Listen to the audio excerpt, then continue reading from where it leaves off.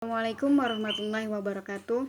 Perkenalkan, nama saya Sundari dari HTN C semester 4 dengan NIM 1911294.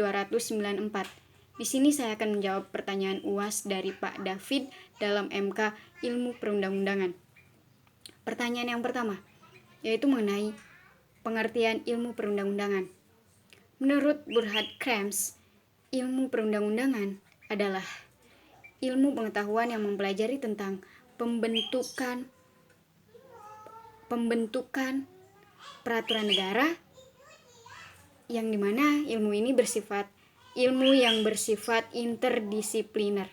Sedangkan menurut Bagirmanan, ilmu pengetahuan perundang-undangan adalah ilmu yang mempelajari tentang aturan-aturan tingkah laku mengenai ketentuan-ketentuan mengenai fungsi, status, hak, kewajiban, dan suatu tatanan.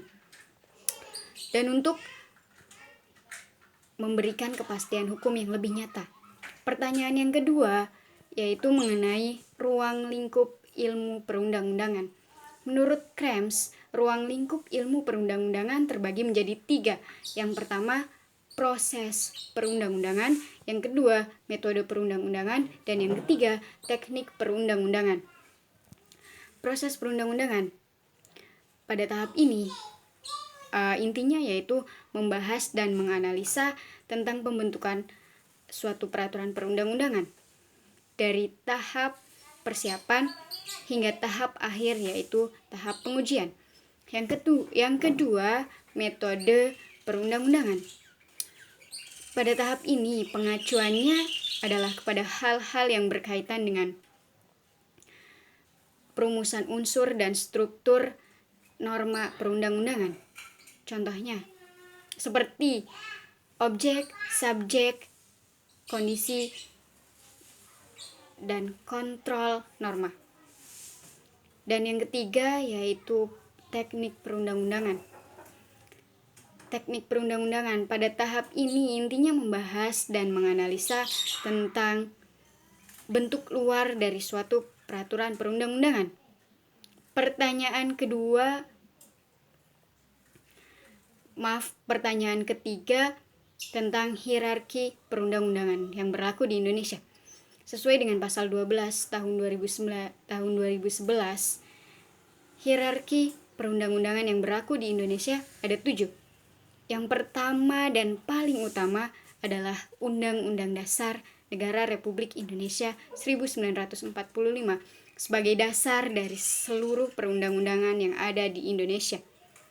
Yang kedua, ada ketetapan MPR atau TAP MPR.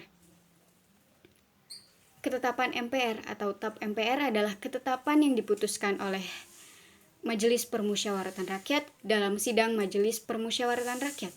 Ketetapan ini bersikap mengikat baik keluar maupun ke dalam majelis. Yang ketiga, ada undang-undang atau peraturan perundang-undangan pengganti atau peraturan pemerintah pengganti undang-undang. Undang-undang adalah perundang-undangan yang dibuat oleh Dewan Perwakilan Rakyat dengan persetujuan Presiden.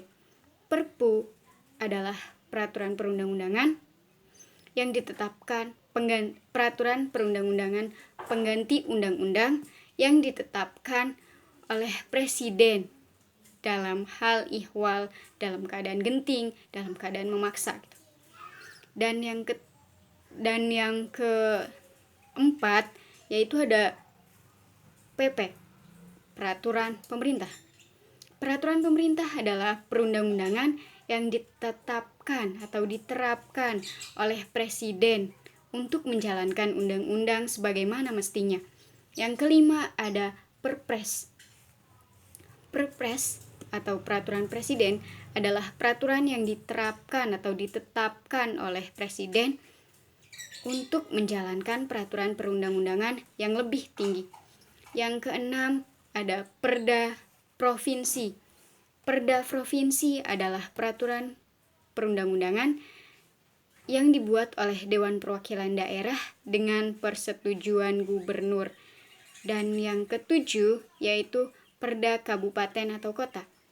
Perda kabupaten atau kota adalah peraturan perundang-undangan yang dibuat oleh Dewan Perwakilan Daerah dengan persetujuan bupati atau wali kota.